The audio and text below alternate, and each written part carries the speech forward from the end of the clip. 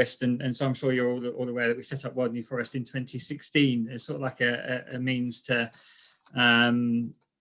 pull together field workers in the New Forest to share data and information and to make it be a bit more collaborative overall. That started in 2016. In 2019, we actually made it official and we became a CIC, a community interest company. And as part of that, Russ and I set ourselves a challenge to try and see 2020 species in 2020. It wasn't really, the trouble is we're both quite competitive. It wasn't intended to be a competition, but it did become that. But it was really to try and sort of encourage ourselves to look at other species, because we both have our sort of specialities. But it was a means to try and broaden our horizons a little bit. So it wasn't really a serious thing. But then lockdown happened, COVID pandemic came in, and that probably actually worked in our favour a little bit, because it meant we were at home an awful lot more, looking in our local areas, and meant we were looking, I guess, deeper into what wildlife we had in our local neighbourhoods. So what I'll run through what the talk is. So this is the first time I've done this talk, so I'm afraid you're all guinea pigs tonight. But this is just really a set of highlights from the year that was 2020, when we were working towards that target. I'm not going to say until the end whether we got to that target or not. So it's just kind of a light-hearted look at what we saw and the highlights, and also sort of like a celebration of the New Forest, really.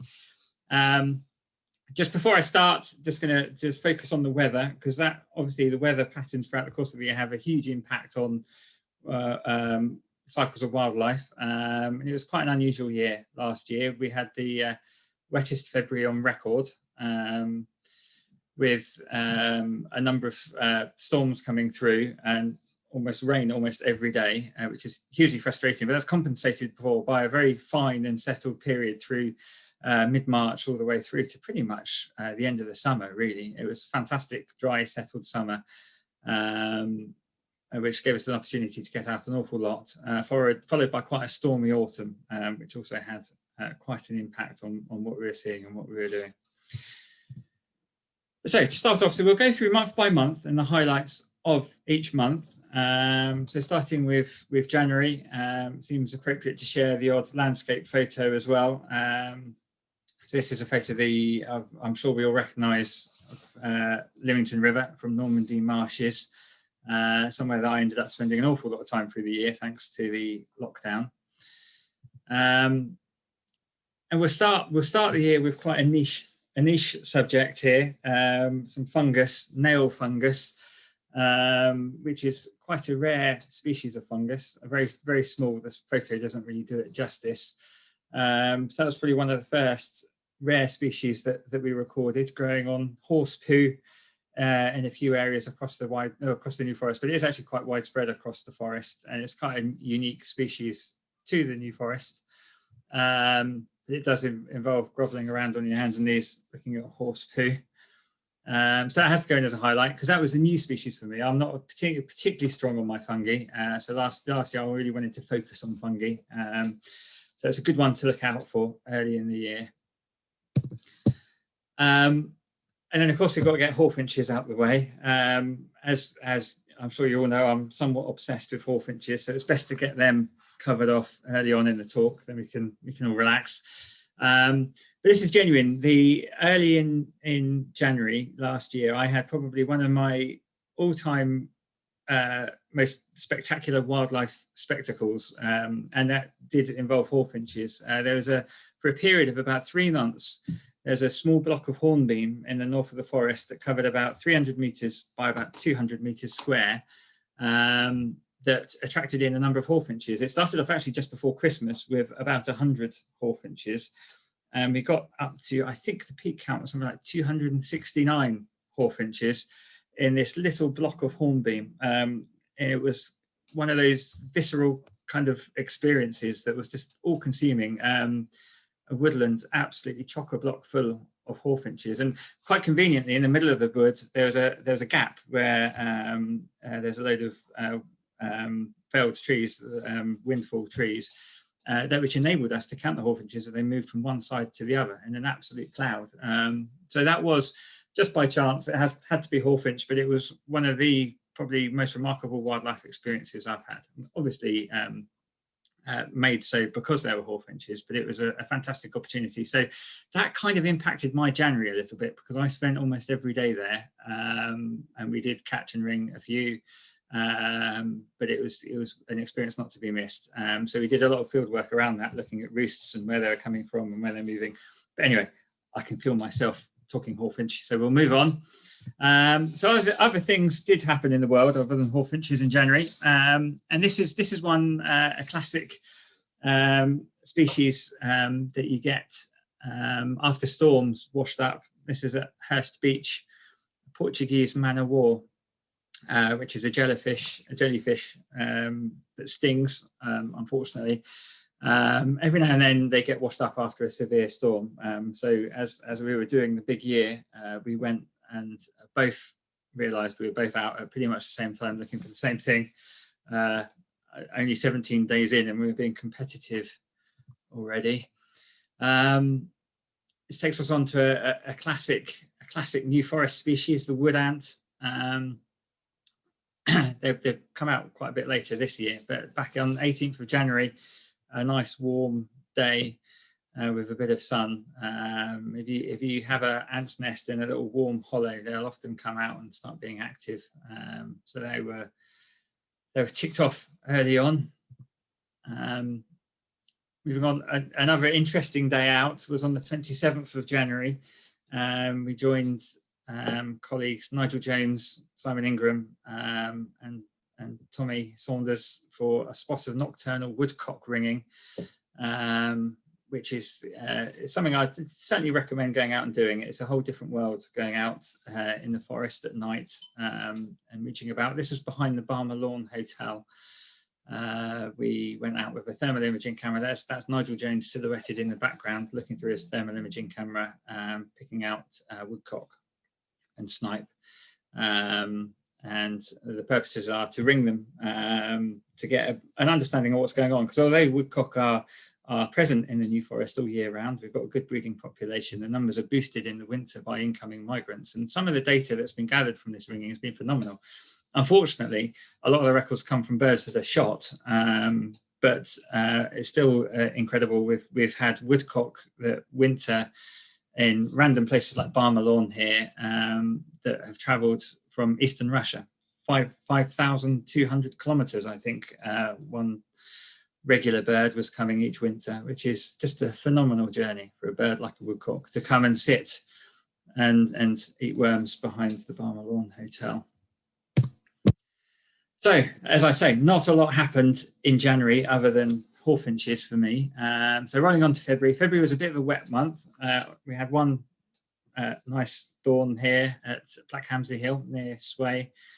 And it's sort of a time of year. February is a lovely time of year, no matter how rough the month is weather-wise. It's always nice because you've got that feeling that spring is just around the corner, and there's sort of all naturalists have that, that love for the new season coming through. And this one of the early flowering species, the larch, coming out, a beautiful larch flower coming through. It was a lovely sign of spring to come through. Apologies, this picture appears to be missing. This is one of Russ's pictures, a serotine bat. So we'll just have to imagine, maybe it was on a foggy day he took this picture, but we'll skip on. Apologies for that. Queen Bower Oak. So another thing that we've been doing at Wild New Forest is looking at ancient oaks. So there's a paper published in the mid-90s looking at, well, not just oaks, but ancient trees of the New Forest, listing about 20 each of beech and oak. So we sort of put it upon ourselves to go around and try and find as many of these as possible and re-measure them. It's not something we're rushing to get out and complete in a time frame, but it's just one of those where, if you want to go for a family walk one afternoon, that's a good purpose to pinpoint one of these ancient trees and go and find it. It's a good fun family thing to do. So the Queen Bower Oak is quite an impressive example there, covered in polypodies. I certainly recommend going to see it. grid reference. If you're interested, there is a paper online. So I think if you search Ancient Trees of the New Forest, it would come up as a PDF paper. So it takes us on into March. This is Cranesmoor in the sort of just sort of northwest of Burley. Fantastic area of open wetland or bogland, sorry, that houses lots of lovely ground nesting waders. But we'll talk more on that shortly. So March is sort of like a transitional month. We've got a lot of birds coming and going and moving around, and often in that a few of the scarcer species. It's interesting that this time last year, spoonbill we were thinking was a great species to see at the coast, because although they winter along the Solent coast, we didn't have that many in our neck of the woods. But now talking about spoonbill as an exciting species seems a bit crazy, because locally in Lymington Keyhaven marshes, we've got about 11 of them wintering this year. So I'm seeing them almost every day at the moment. But on the 19th of March last year, I was very excited to see this spoonbill at Pennington Marsh, I think it was. And then, okay, spoonbill, quite a rare bird, but it doesn't have to be a rare bird to be a lovely bird. And so that's why I thought I'd put in this nice spring-like picture of a blue tit on, I think that's blackthorn blossom.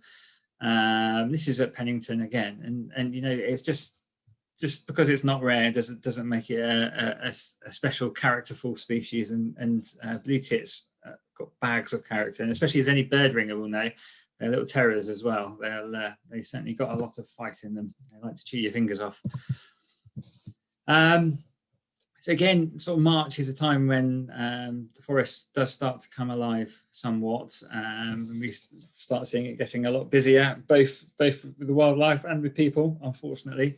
So this is a honeybee on gorse. This was in the centre of the forest, but it just worth highlighting the importance of gorse in the forest. And gorse is flowering year round. It's a very important source of food for early species, such as this honeybee coming out. It's very important for them. So on to April, and this is where it starts to get a little bit busy. So this is April 2020. This is sunrise over Beaulieu Heath West. And before I go on, I should explain. I should explain. We were quite fortunate last year that during the lockdown, we were awarded a contract by Forestry England to survey ground nesting waders, because it seemed like a golden opportunity to assess recreational disturbance while the New Forest was locked down, and officially access was denied to everybody except people who lived on site. So we were contracted to survey the whole of 106 square kilometres of suitable wader habitat across the forest, and so that gave us the opportunity to get out and about a fair bit. We took it quite seriously. We followed all the guidelines and precautions, and we cycled everywhere. We didn't go by car, and that was quite a slog at times, living in Lymington, cycling up to the north of the forest and then doing 4 or 5 hours survey work through bogs. But it did give us the opportunity to get out and about. So I just thought I'd mention that before we go through that although there's some images from around the forest, that is while we were on survey work, and they're all very much focused on the bogs. But here we have a red kite. This is one of Russ's pictures of a red kite over his place up in Woodlands. And this is a species that I'm sure we're set to see very much more of. There's a good passage of red kites last year, mainly young birds moving around in March and April. But red kites are breeding right on the periphery of the New Forest, up in the northeast corner in particular. So far, we haven't had any pairs breeding within the bounds of the national park, as it were. But it's only a matter of time, surely a year or two, before we start seeing red kite as an almost daily occurrence in parts of the forest. Grass snake. This is another one of Russ's pictures. Wonderful picture of a grass snake, classic species. That's if you wanted to go out and see one, pretty much all across the forest. They're fairly common in areas, wet areas, and the damp areas. In the spring is a good time to go out and see them in April before it's too hot. Go and sort of linger and hang around a heathland pool or a edge of a mire somewhere, and you sit there quietly, there's a good chance you might see a grass snake move through. Or sometimes if you're walking across the heath past a wet or boggy area and you hear a bit of a plop, that could well be a grass snake plopping in and swimming off. So next up, dark-edged bee fly, and so this is another range of species that I've been trying to get my head around for years, and I've had a little bit of a mini obsession with bee flies. This is the common example, the dark-edged bee fly, but they're fantastic animals, bee flies. They're wonderful, sort of bee-like hoverfly type creature with this very long proboscis, enabling them to hover and feed. But what I love about them is just their character. You know, they'll have their patch, their territory that they'll defend at all costs. Whether that's a grey-haired, bearded chap with a camera, or whether it's another hoverfly, they'll defend it at all costs. I could sit and watch them all day long, and this is one of the reasons why Russ got more than me in the end on the year, because I spent all my time just watching things rather than running around.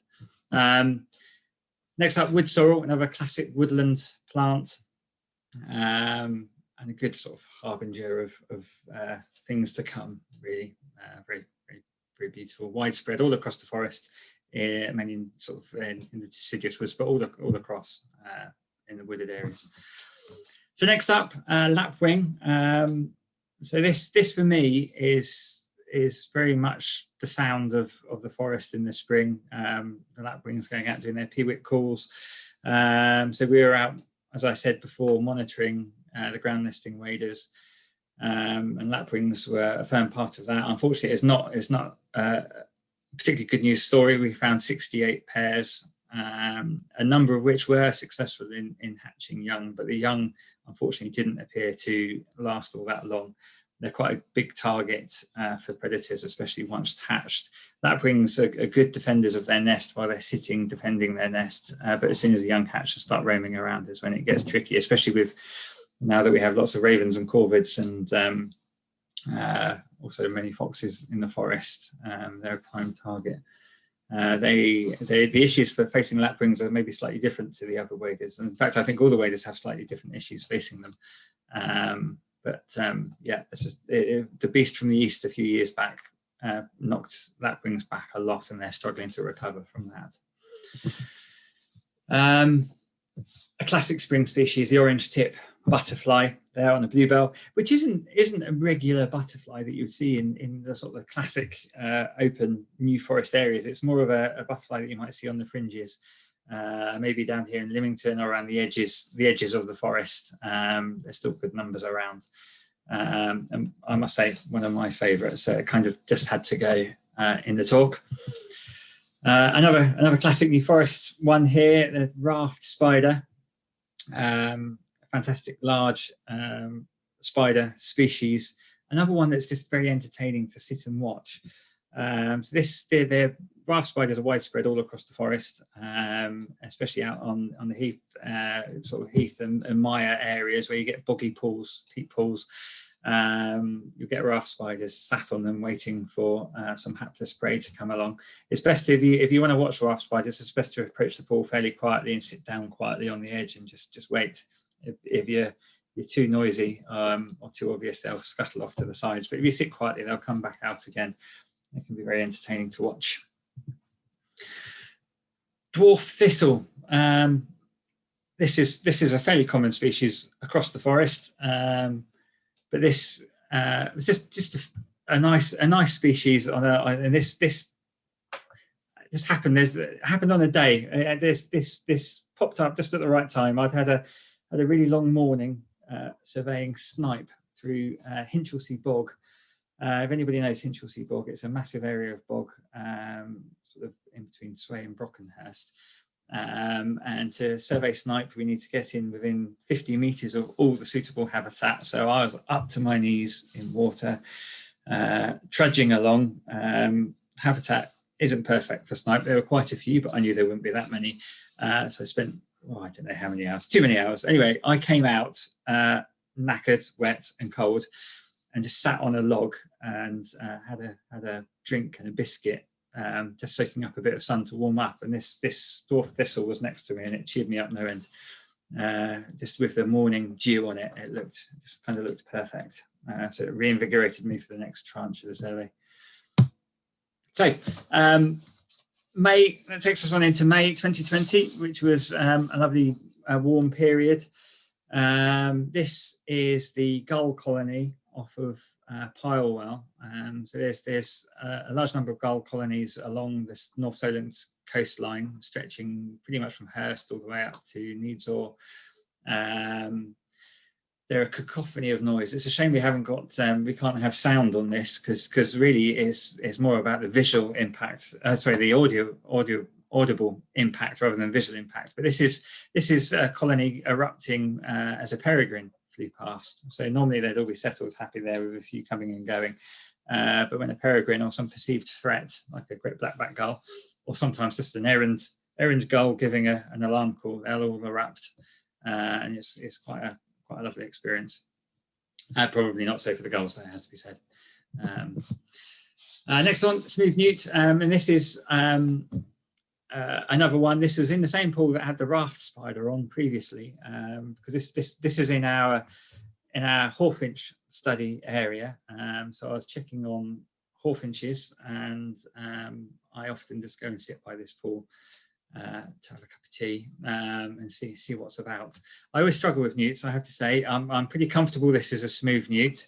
I learn them each year, and then I forget them each winter, and I'm in that kind of winter mindset at the moment. But the differences between smooth and palmate newt are with the feet, where they're palmated, and the palmate newts have the darker feet. It's much easier to tell the difference in the males. But I am far from expert, I have to say. Next up, one of my favourite plants of the bog, quite a common species all across the forest in boggy, marshy areas, is the bog bean, which looks splendid with its hairy petals. It's a good sign. There's always areas where you've got bog bean, areas like that snipe like to feed in generally. So I guess I kind of associate it with snipe, but yeah, it's a nice attractive species. And this was a nice surprise here. This is a narrow-bordered bee hawk moth that was feeding on bugle in the south of the New Forest. I didn't discover these. A friend of mine discovered in a pony paddock that seemed to have been neglected for a number of years. Next to an area of heathland, had a wonderful turned into a wonderful wildflower meadow, and he discovered these narrow-bordered bee hawk moths. So I thought I'd go up and have a look, and it was on the edge of my survey area for Curlew on Beaulieu Heath. So I thought I'd go and have a quick look, expecting maybe if I was lucky to see one. There were dozens of them all buzzing around. It was a really, really sort of fantastic experience to see these bee hawk moths. But it wasn't just them. There's an array of plant life and other insect life, grizzled skippers and various grasshoppers and crickets, and yes, a lovely mix of species. It's a sort of place you could just go and sit in one spot and let it all come to you. And while we're on moths, it would be rude not to include emperor moth. So this is one that we didn't particularly go out looking for, but while in the bogs doing wader field work, both Russ and I came across a number of emperor moths sitting out in heather. So yes, a glorious species that would be rude not to include. I have a similar one here, actually, beautiful demoiselle, a very, very common species across the forest. Any flowing stream with overhanging vegetation in the forest is most likely would have beautiful demoiselle along them. This is a female sitting on the stream side, but there's another one of these characterful species that it can be very entertaining to watch as they go about their business, seeing off foes. Yeah, there's another one you can get transfixed with. Another one would be rude not to include, the pearl-bordered fritillary. It was a good year for pearl-bordered fritillaries in the forest. We cycled up to sort of Pignell Denny area on a couple of occasions to have a look here. This one on Spurge, but there's good numbers of pearl-podded fritillaries in that area, certainly. Yeah, a wonderful butterfly to catch up with.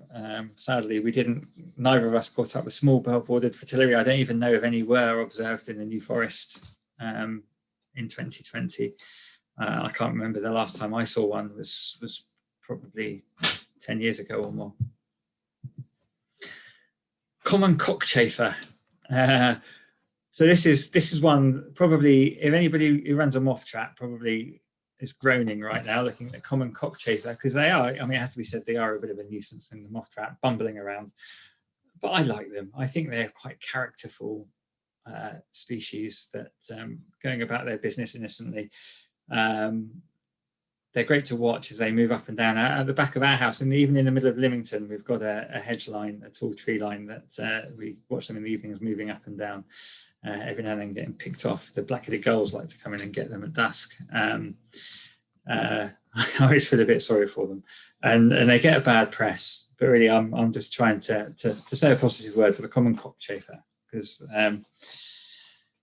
yeah, I must admit I'm struggling. But they're one of those that are annoying in your moth trap, but they're wonderful to go out and watch when they're free flying around and about. So moving on to another classic, what was a classic New Forest species, the wood warbler. Unfortunately, last year was a really poor year for wood warblers. This bird was one that was taken in, I think it was in Burley New Enclosure. There's a few pairs in the southwest of the forest in the Burley area, and there's one or two elsewhere. I think there's one up in Holly Hatch, but it was one of Boulderwood area, I think. But it was a really poor year for wood warblers, and it's on a kind of a negative trajectory. So this is one that I suspect in maybe 10 years' time we won't be getting on our list if we were to repeat this competition. And it's one of those that, you know, I think it's probably almost like a perfect storm. It's not black and white. It's quite grey, the story behind wood warbler and their decline, and trying to understand what's going on. There's a lot of factors involved, and it depends who you talk to. Everybody's got different opinions as to what's impacting the wood warbler, but what does seem to be apparent, that a lack of insect prey and poor productivity is definitely key. But yes, sorry, I'll move on to something more positive. Oh, curlews. So this as I mentioned, we were doing the curlew survey, or the wader survey across the forest. It was actually quite a good year for curlew territories in the New Forest last year. We found 48 pairs. We found almost all of the nests associated with those pairs last year.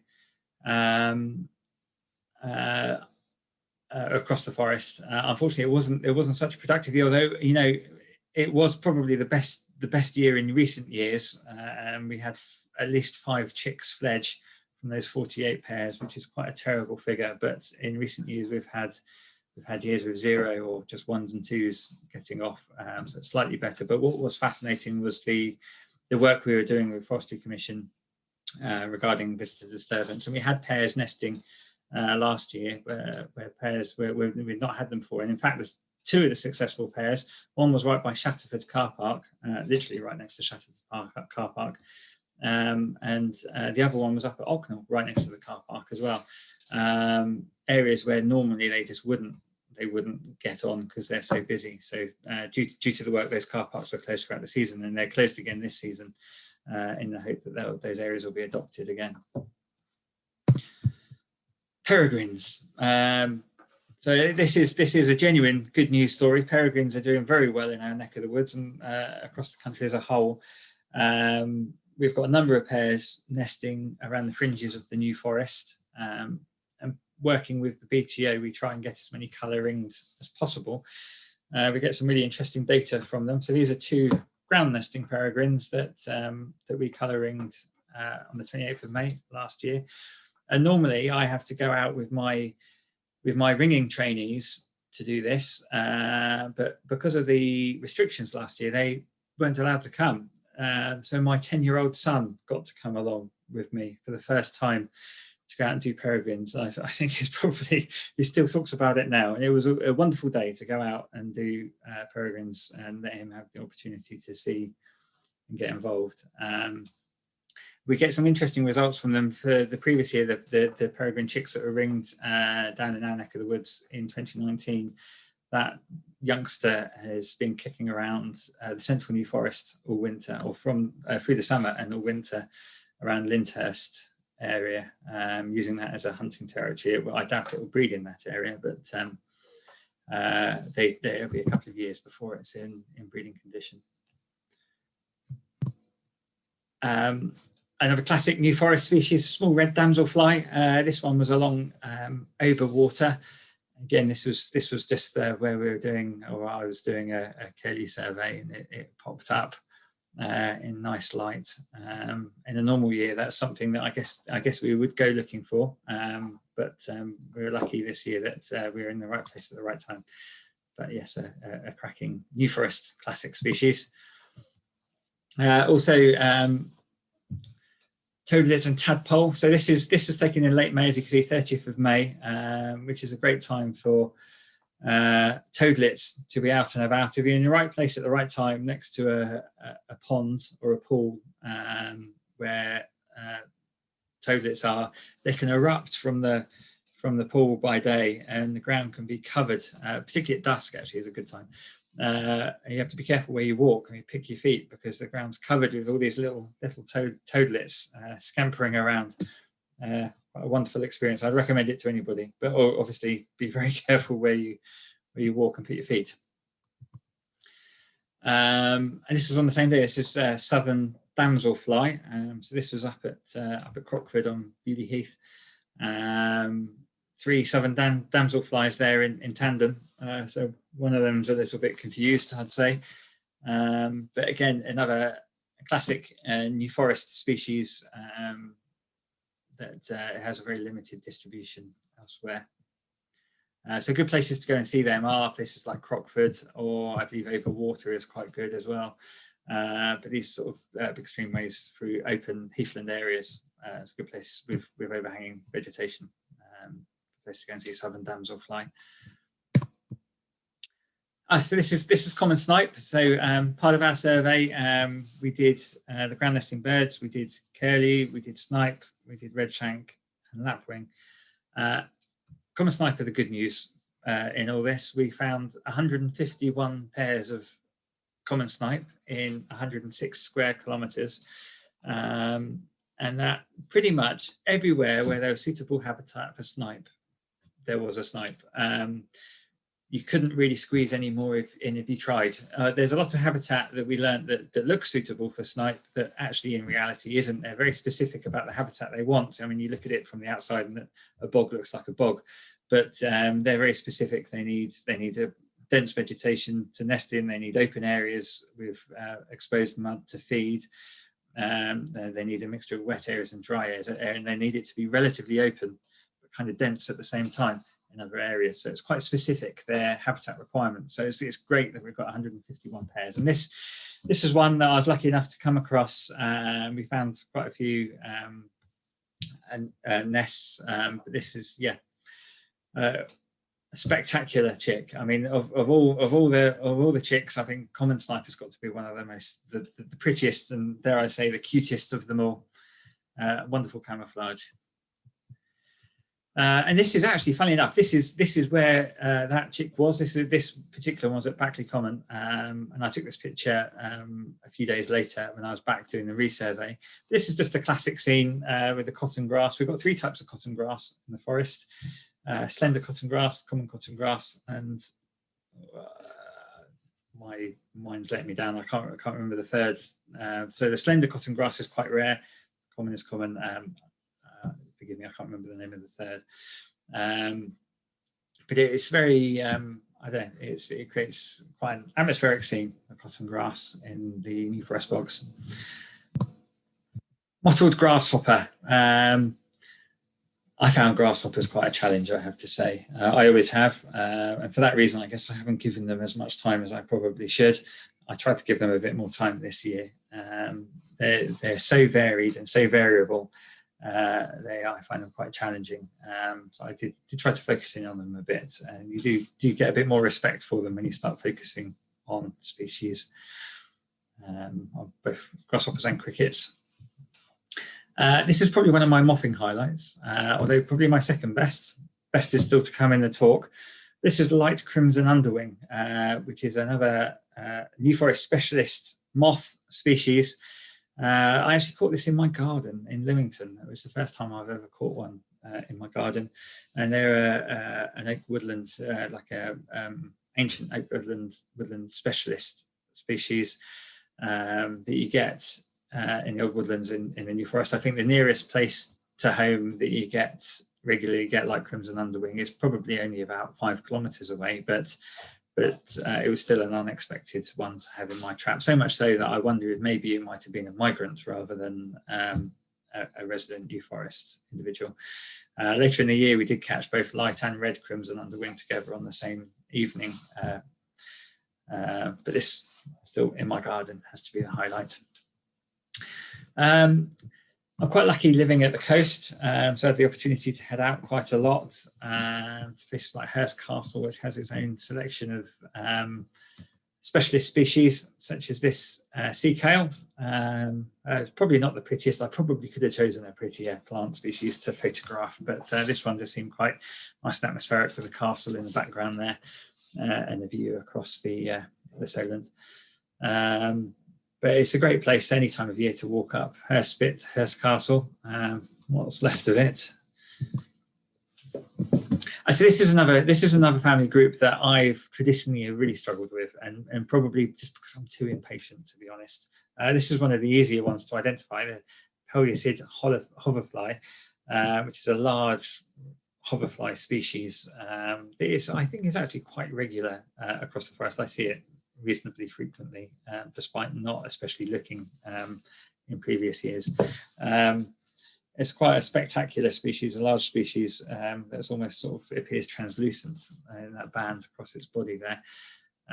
So one worth looking out for. It could almost appear, I guess, if you're not into flies, it could appear a little bit sort of scary and daunting, but they're totally harmless and wonderful to watch. Another one, Rhopella maculata, or the yellow and black longhorn beetle. This is another, I think, relatively common species across the New Forest. It's just one that personally I haven't encountered all that often, but quite a striking large species, so worthy of inclusion in the highlights for the year, I would say. Wild gladioli. There's another classic New Forest one that's quite difficult to find. I don't think 2020 was a particularly classic year for them. So we had to do quite a lot of hunting to find wild gladioli. Typically, it took a long time to find the first, and then afterwards we found quite a few, but isn't that always the way? So this you'd find out on sort of maybe woodland edge kind of habitat where you've got a bit of birch and a lot of bracken, so they're sort of deep hidden in the bracken. So you've got to be careful when you go looking for wild gladioli that you don't cause any damage. You've got to tread very carefully on open ground to look for them. And for such a striking, bold plant species, they can disappear quite easily. You can look at one, turn around and say, I don't know, to your wife or your husband, well, there's one here, turn around and it's just disappeared. I'm sure it hasn't run away, it's just hidden. A common moth species that we get frequently in our garden, and I know all across the forest. I think most of the moth trapping sessions we did in the forest, at this time of year we had swallowtail moth, but just quite a nice striking species, and it just goes to show really that moths are just, or can be just as spectacular as butterflies.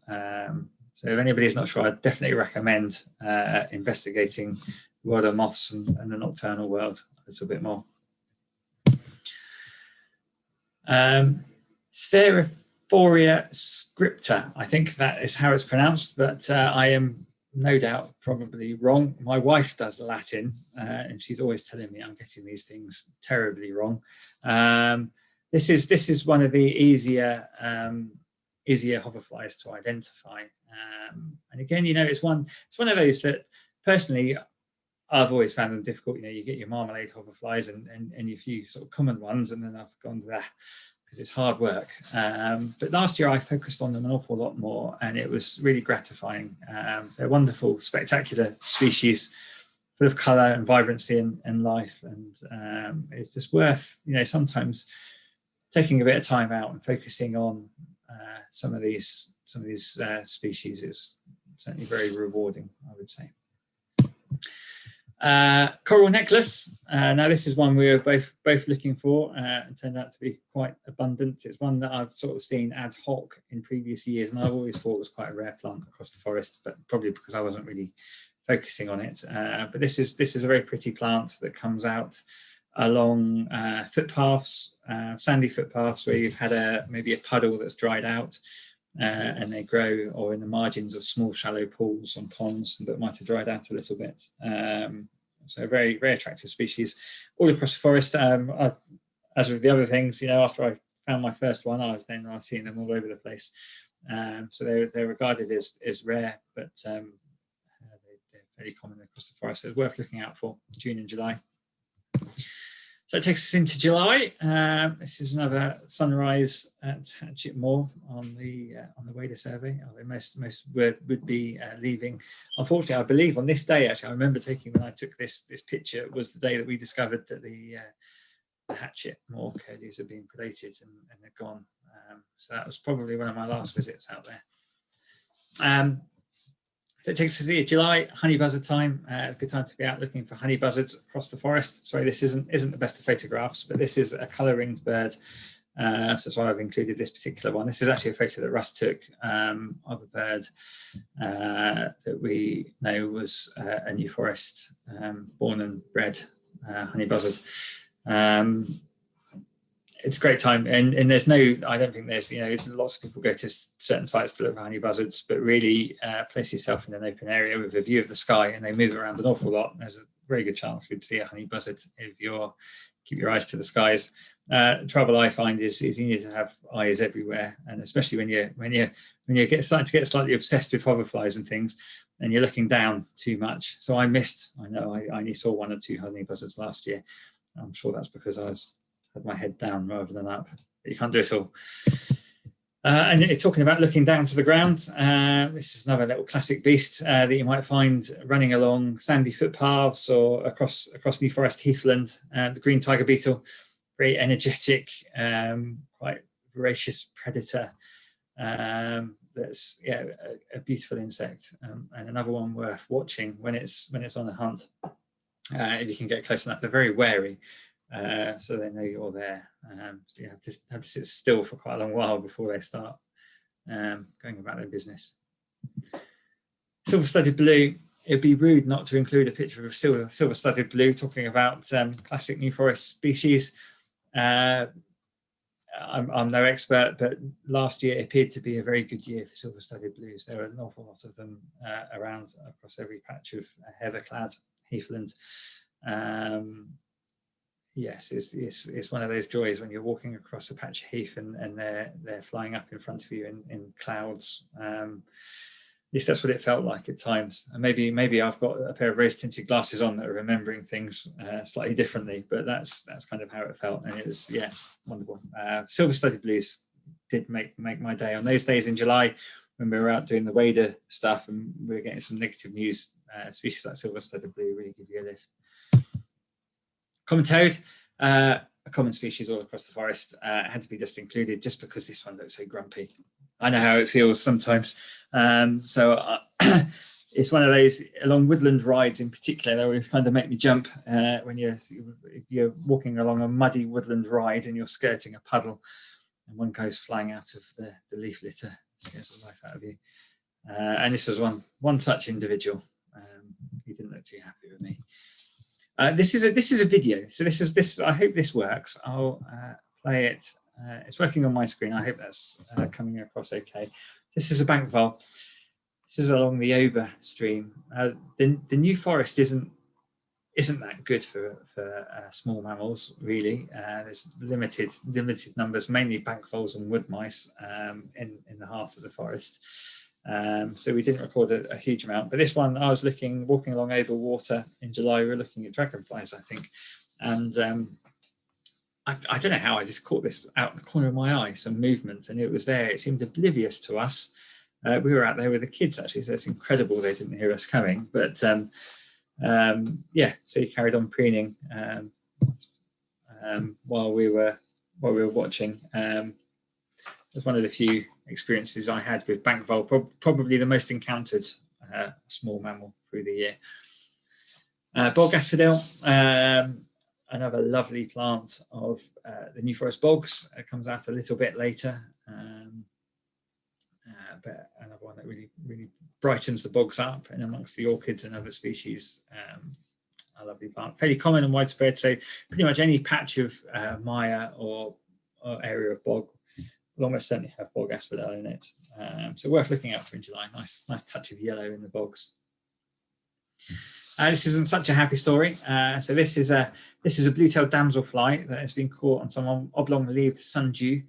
We've got 3 species of sundew in the forest. We've got great oblong-leaved and round-leaved sundew. Round-leaved is the most common, but oblong-leaved is fairly common as well. And I hate to say, talking about silver-studded blues a minute ago, I saw an awful lot of silver-studded blues caught in sundew last year. But I couldn't quite bring myself to put a picture on. In fact, I don't even think I took a picture of any, because it was not pleasant. Not just no disrespect to the damselfly, but yes. But sundews are a fascinating species that supplement their diet by catching live prey. They've got these sticky. You can see the sort of slightly out of focus ones in the background. They've got these sticky blobs on their sorry, words escape me. They catch the insects with the sticky pads there that are slightly sweet, that attract the insects in, flies mainly, but obviously it also works for damselflies and butterflies as well. And they can't escape, and they're slowly digested by the plant. And it supplements because they're growing in fairly nutrient poor areas, so it supplements. It gives them a bit of extra nutrition. Marsh helleborine was one I tried to make an effort to see this year. I hadn't seen one for a very long time. They're very limited distribution in the forest. I believe there might only be one site left for them now in the southwest of the forest. We were a little bit late there on 8th of July. They were just sort of coming to the end of their cycle, but there are still a couple in flower. A beautiful plant species and worth keeping an eye out for. Common lizard on Marsh St John's Walk, by the look of it. So it's another regular species, but it's another one that's actually quite difficult to photograph, especially if you're focused on other things. It's one of those that goes scuttling off at your feet and disappears into the undergrowth, and before you even thought about maybe taking a picture, it's gone. Needless to say, this is one of Russ's pictures and not one of mine, because I kind of give up when it comes to something like that. The only one I photographed, unfortunately, was a deceased one. But yes, it would be, again, talking about the New Forest, it'd be rude not to include common lizard. Common pipistrelle. So this is a common bat species, but this one's got a bit of a tale about it. This one was at Pilewell foreshore. So it's just the east side of the Lymington River. We went for a family walk one day from home in Lymington around Tanner's Lane and then back along the shoreline to Lymington. And this was hanging off of a barbed wire fence. And we were there, it was a really blisteringly hot July afternoon. It must have been about 3 o'clock, 4 o'clock in the afternoon. And it was hanging off the fence. Just assumed it would be dead, to be honest, because of where it was. I went up and approached it, and it was still alive. And so we carefully disconnected it from the fence. Basically, a barb had severed through its membrane of its wing, and it was hanging by its wing. So we got it out.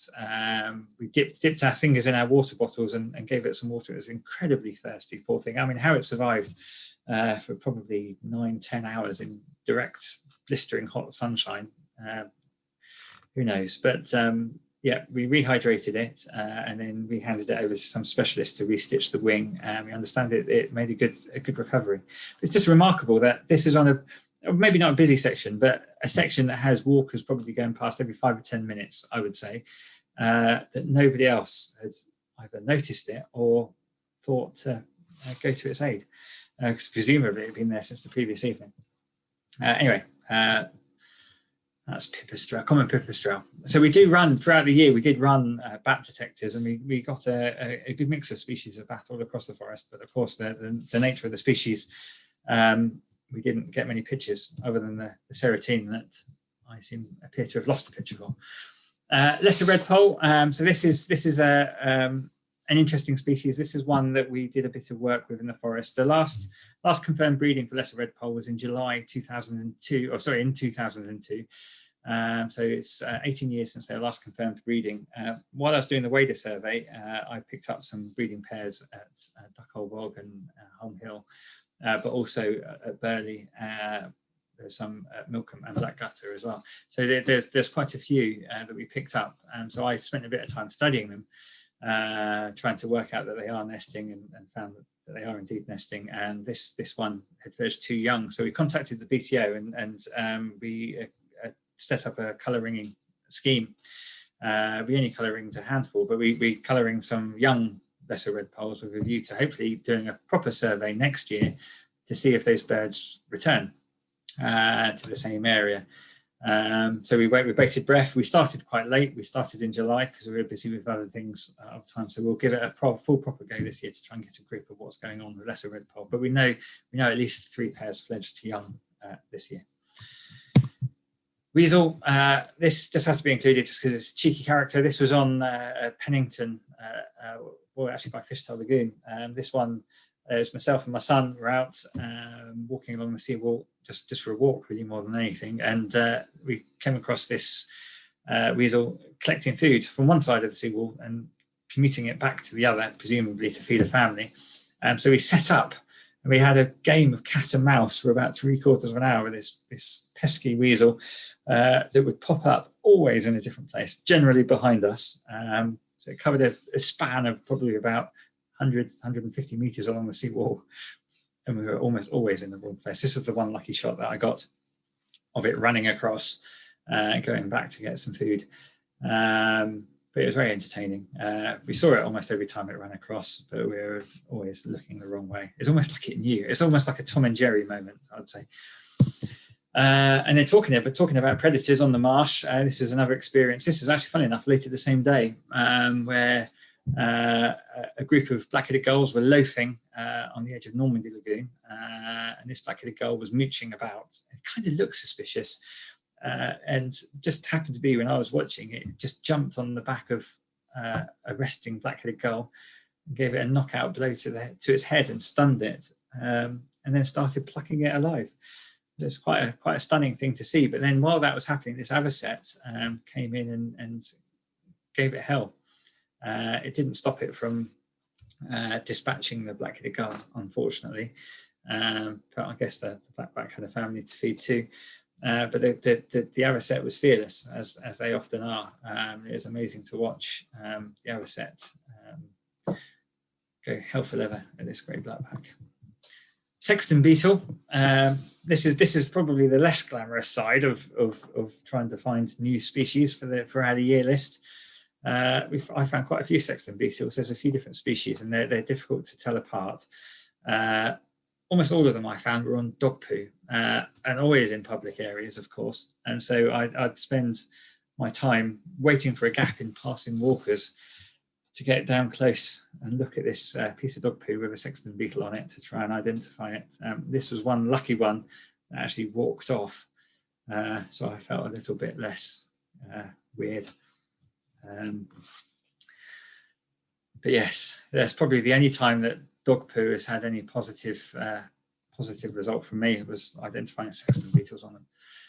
So just quickly, I appreciate I'm probably running a bit tight for time, actually, so I'll speed up a little bit. I'm waffling too much, but this, talking about curlews, we had, we think, 5 fledged young this year. This is one of the fledged young. This is one of the Shatterford birds that we know successfully fledged. So that's something that's worth celebrating. Let's hope they comes back and breeds successfully in future years in the New Forest. Wasp spider. another striking spider species at one time was a relatively rare species that was confined to areas of gorse along the seawall at Lymington and sort of warmer parts close to the coast. But we're doing a moth trapping session up in the north of the forest near God's Hill, and went ambling through a wet meadow that's full of mint and other species, and it was riddled with wasp spiders, literally hundreds of them. It's almost a little bit creepy, actually. They're everywhere. So that's quite an experience, and we were there to go and plan to explore the whole area, but we ended up so sort of hooked with these wasp spiders we didn't cover that much ground. So it takes us on into August, another busy month. This is Fir Pound up in the north of the forest. In that view, there's at least 2 pairs of curlew breeding and a good number of snipe down there in the bottom. You can see the wet areas down the bottom, great for snipe. So a species that has increased a lot in recent years is the Jersey tiger. So in my garden in Lymington, it's become pretty much annual. Normally catch multiple in my moth trap, but they're also present by day as well. They're day flyers. So that's one to keep an eye out for if you're out and about. When they fly, they have this lovely orangey red underwing that's really quite striking when they fly. You can just see a sort of a glimpse of it here under this individual's folded wings. So yeah, Jersey tiger is a great one to look out for, a species on the increase. Tanner beetle, our biggest beetle. This is another session when we were out moth trapping up by Matley Wood. You can see the moth trap lights just in the background. Russ and I, we were sat there. It was a little bit of a damp evening, so we had it underneath a birch, and we were just minding our own business, and this beetle came buzzing in, almost like some sort of meteor flying through. Stunned us, didn't know what happened, almost like a bird had flown through.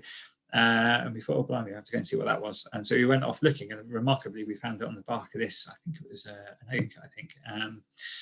Yeah, huge monster of a beetle. I think that might be the first time I've seen one. Yeah, but one worth keeping an eye out for. But duck if you see one flying towards you. Similarly for this beast, large marsh horsefly. This is one of Russ's photos. I wasn't brave enough to get that close to one. But yeah, they're impressive species, if not a little bit painful, but worth having a look out for. This is a bit of a geeky one, Ethmia quadrillella, which is a micro moth. I caught in my garden on the 8th of August, and it's one of very few that have been recorded in Hampshire. I can't remember the total. It might have been like the 3rd or 4th or something like that. Micro moths generally can be quite dull and quite difficult to identify at times, but this one is quite an attractive, easy to identify species. So I was quite pleased with myself for that, particularly as Russ didn't get one, made it all the more sweeter. Talking about attractive moths, this is the vapor moth larva, which pupates into an attractive moth itself, albeit a little bit brown. But the larva is spectacular. We came across a number of these, or I certainly did during the course of the year. Again, it just shows you, if you look, you will find them. I've spent my life focused on birds and birding, hawfinches generally, looking to the skies. It's amazing what you see if you avert your eyes and look a bit deeper. Hedgehog. This is just in there because I love hedgehogs. We've got hedgehogs in our garden, and they're just wonderful creatures. Not that abundant in the heart of the New Forest. So in the fringes, like here in Lymington, or around the edges, like woodlands and maybe riverside area, slightly more common. But yeah, very nice, a bit noisy. Munkjack, which is a species that's on the increase across the forest. Not particularly welcomed, I have to say. So it's a small deer species. We've got 5 deer species, as I'm sure you're all well aware, in the forest. We've got the red, the roe, the fallow, the seeker, and now the munkjack. So the munkjack is probably the one that you see the least, just because it's a very timid species. It's quite remarkable, actually, because in the forest it's very timid. But if you were to travel to Hertfordshire or one of the home counties where they have large numbers of munkjack, they're very bold and and tame, but they're very timid here in the New Forest. And maybe that's something because they've got a mark on their head with all the New Forest rangers. They've got a policy to remove as many as possible. So you don't see them all that often, and more often than not, you get a fleeting glimpse of one running through, and you have to do a double take just to check it's not like an Alsatian dog or something. It's kind of the size they are, but reaching around in the woods, often you might flush one out of a block of rhododendron or low conifers. Seems to where they like to hang out. Marsh gentians, a classic New Forest bogland flower, wet habitat flower, beautiful colour blue, but one worth looking out for. We found this year. I found them in a number of different locations. They seem to be quite widespread, particularly across the southern New Forest. New Forest horsefly. So I had to include this just because of its name more than anything. They're a type of flatfly species. So any bird ringer dreads flatflies. They're horrible things that fly off of animals and then bury themselves in your hair. They don't really bite or cause you any bother, but they're just difficult to remove. As flatflies go, New Forest flatfly is quite an attractive one. So it's one that's associated with the New Forest ponies, of course, which is how they got their name. The other flatfly species are generally dark brown and fairly dull looking. But that's one that I wasn't too bothered whether I saw or not. But in the end, unfortunately, I saw rather too many of them. Marsh club moss is a bit of a niche species, which grows in much boggier areas quite late in the year. Underneath there, you can see underneath it round-leaved sundew. So that's a cousin to the oblong-leaved sundew that we saw in the earlier picture of the damselfly. So the round-leaved sundew is a much more common species of sundew. And marsh club moss, not an especially exciting find, but if you're out with a botanist and you find some where they haven't been recorded before, they tend to get very excited. So I discovered these were up near Phoney Crofts. So it takes us into September. Ogden's Purlieu, again, north part of the forest, lovely place to go for a walk. Some classic autumn flowers here, field gentian and autumn ladies' tresses that I got in the same patch of ground in the centre of the forest on the 1st of September. Nice one. They both occur in the short cropped lawn areas. This is like, well, anywhere you've got a short crop lawn, it's a good chance of finding both species. And now this is my mothing highlight of the year, Clifton nonpareil, or blue underwing. This I caught in my garden. It was the first one I've ever caught myself, so I was incredibly excited about this. This is probably, other than the hawfinches in January, this is probably one of my highlights of the year. More so because Russ has caught one every year for about the last 5 years. It's driving me nuts, as has Pete Donnell in Lymington as well. So it was nice to catch up with one. But spectacular species. It doesn't do it justice here really, because this is on the bottom of my moth trap, but they're a big species, large. They sit quite nicely in the palm of your hand. So it's nice big glamorous species that seems to be growing. That's almost certainly resident now in the southern New Forest. Another little clip of video. So I'll talk through it. This is a brown hare in the south of the forest. So part of what we'll be doing at Wild New Forest is surveying some areas on the fringes of the forest for species to encourage landowners to manage their land for wildlife. Sorry, that's a disjustice to the landowners. It's not to encourage them. They are already encouraged. They want to manage their land for wildlife. So they're asking about ways to do that and to get a census of what's there already. I'll play that again because I was talking over it. But this particular plot of land has a very large number of brown hare in a very small area. So we set up some trail cameras and we caught them on a lot of them, generally at night. So this is one of the few daytime clips we got of brown hare. This is Merveille de Jour, classic autumn moth species that blends in very well with lichen. It's a very well camouflaged species, but another one of our striking moth species that we get. This takes us on into October. That's Holm Hill enclosure. where I spend a lot of my time in the autumn with hawfinches. This is quite an exciting moment. This is that same camera trap actually that had the brown hair on it just a minute ago. This is an otter moving upstream in the south of the forest. Unfortunately, it's not the best of images, but we've got a series of otter records through early October. It was going every night, almost exactly the same time, actually. We didn't have it going back the other way, but always at between 9:25 and 10 on a number of nights successively. This otter moved upstream. It's very exciting. 1st of October here, Devil's Fingers is probably one that gets talked to, of all the fungi, that gets talked about the most, the one that most people seem to like to go and see. It is a remarkable species related to the stinkhorns, and pretty widespread. And this one is up near Bolton's Bench, just outside Lyndhurst, there's a good area for them. You can see some more in the background there. But yes, a very bizarre species, a non-native species. Of course, came in from Australia, but seems to be spreading quite rapidly. This is classic habitat if you want to go looking for Devil's Fingers.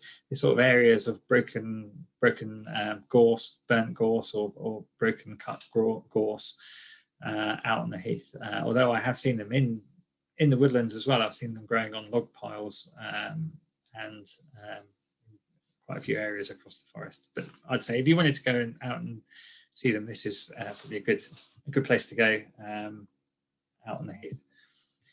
Beefsteak fungus. I had to include this. I'm no fungi expert by any means. I'm still very much learning. But this is just one of those classic examples. It really does do as it says on the tin. It looks like beefsteak. It feels like beefsteak. It has red juices running from it that look like blood. Cracking species that grows at the base of oak trees generally. I won't harp on too much about fungi. In fact, this isn't fungi at all, as you'd notice. Yellow-browed warbler. I just clip this in because we do, during the autumn, we do a fair amount of bird ringing at Keyhaven to look at migratory birds passing through. So from late July through till late October, we're ringing there. I'm not that keen on catching rare birds, but I'm more fascinated about getting the statistics of the common birds moving through. But we did catch this yellow-browed warbler, where we had quite a big group out with us. So it's quite a special one. With 3rd year running, we've caught one at Keyhaven. But quite a spectacular species. Small species, not too much bigger, or about a similar size, say, to a chiffchaff, a little bit smaller, but bit bigger than a crest. Quite a striking eye stripe. Quite a distinctive call and song as well, if you wanted to go out and try and find one. So back to the fungi. So as I said before, I'm no fungi expert, and so I won't dwell on it too much. I'm sort of just dabbling, really. There's many more out there that know much more than I do. But these are some of my favourites recorded.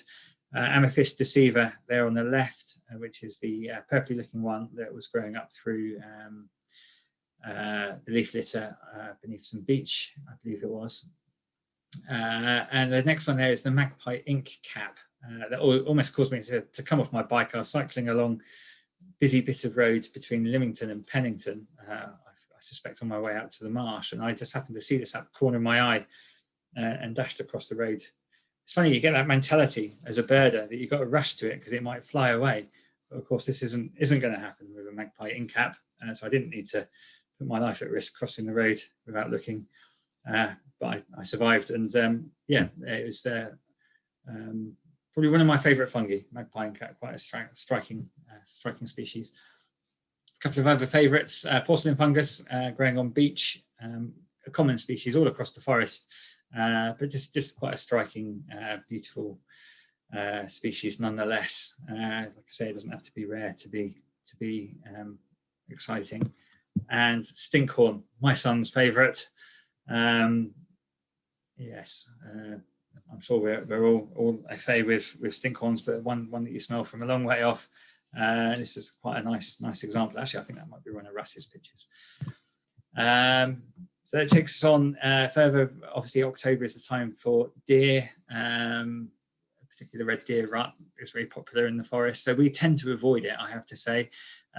This is one red deer that I happened to see outside Brockenhurst, but the poor thing's had a pretty torrid time this year, as I understand, being pushed around by photographers and so on. So we try to give them a little bit of breathing space. So this is a heavily cropped image, but obviously a classic New Forest species that deserves its place on a celebration of the New Forest. Olive tree pearl, or Palpita vitrialis, or something like that, I think it is, which is a migrant moth that comes in that's increasing in numbers. I caught a number in my garden. I know Rusted and other moth trappers in the local area did catch them as well. I think in previous years I might have caught maybe one or two ever, but this year I think I caught easily maybe 20 or 30 of them. Quite an impressive species, especially considering it's flown an awful long way to get to on those dainty wings. Firecrest, another one that would be rude not to include. So October is a great time to go out and see firecrest as they move around out of they leave their breeding areas in the forest and move out to the coast to little heat pockets in towns and villages. These were taken in Norley Wood, in the village of Norley Wood. I had 4 of them in this little sun pocket in a bush, in a bramble bush. Been good numbers this winter, so a good one to look out for during the winter. But now, of course, they're moving back into the forest and singing their hearts out at the moment. So November, I'll move through these very quickly. Bracken Club, this is one that we discovered by chance. I believe it was Russ and I were out on a walk at the same time, bending over tie shoelaces, and discovered this Bracken Club on the floor on bracken. So it's a little bit of a niche one, but I was quite pleased to catch up with it. Spotted redshank, a classic coastal species here, one of my favourite wading birds, I have to say. This, I showed a picture of Saltons Marsh a minute ago. Saltons Marsh is probably one of the best places locally to go and see spotted redshank. That's one of their favourite lagoons. They're quite specific, spotted redshanks. They feed with their eyes, so they need water of a certain depth, but obviously with a good food source, but also quite sheltered. So Saltons Marsh, Saltons Lagoon even is very sheltered from the prevailing westerlies.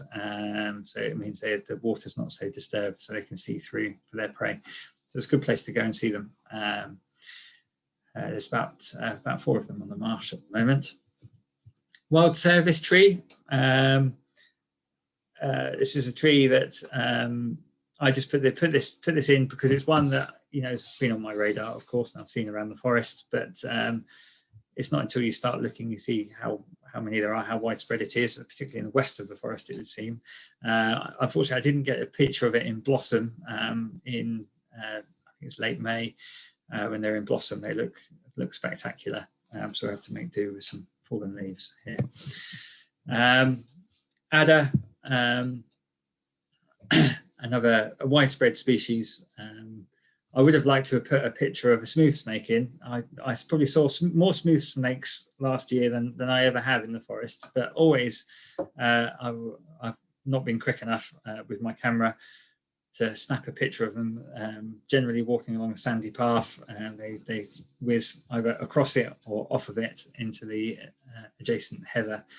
So it's just get a fleeting glimpse. So I have to make do with adder, but that's no less of a prize, I have to say. So finally, moving on into December, a flock of Brent geese there at the marsh. For me, that's very much the sound locally around Lymington is of Brent geese. Is very much the sound of winter. As are these chaps, ravens. So this was taken on the 12th of December. This is a raven at Normandy Lagoon, but I put this in just to mention that we are doing a raven survey. So we'd welcome any images or any sightings, of ravens that you pick up across the forest at the moment. They're a very intelligent predator across the forest. So we need to try and get a better understanding of their spread and distribution, and particularly of breeding birds, because they appear to be very successful at the moment. So it's just a matter of getting a grip of where they are. and what they're up to. This one had just been gorging on a dead Canada goose on Normandy Lagoon. So you can see there, it's got a full crop, so much so it's also got carrying some food in its mouth as well, going off to digest. Okay, back to the 2020 and 2020 list. We kind of lost track. So we were keeping count. We were both keeping count, but we lost track. So we had a little bit of a panic in mid-December. Neither of us are particularly strong on mosses and lichens, so we had to have a quick sharp learning curve. I'm still not that good at mosses and lichens, I have to say, but this is one of the regular ones that I did identify on some blackthorn on the coast, Xanthoria parietina, which is a common species across the forest. 25th December, Christmas Day, grey plover. Again, just a celebration of some of our waders species here.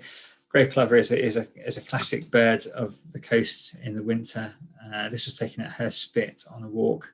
The reason I put it in, my son got a new camera on Christmas Day, and this is one of the pictures from that camera.